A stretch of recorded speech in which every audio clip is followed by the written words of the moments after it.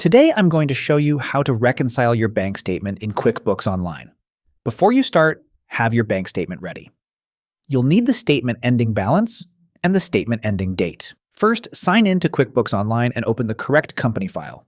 From the home page, go to the left side menu and hover over Accounting. From the options that appear, click Reconcile. This opens the reconciliation tool in QuickBooks. If this is your first time reconciling in this company file, QuickBooks may show a setup screen.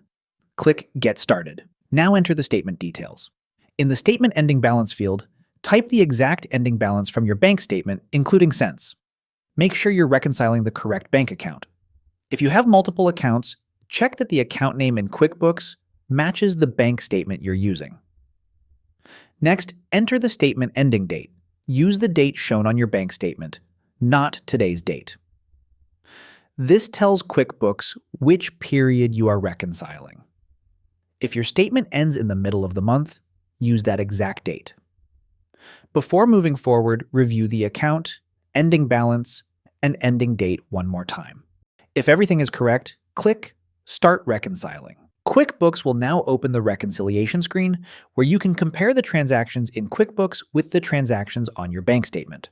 From here, you can start checking off the cleared transactions and continue the reconciliation process.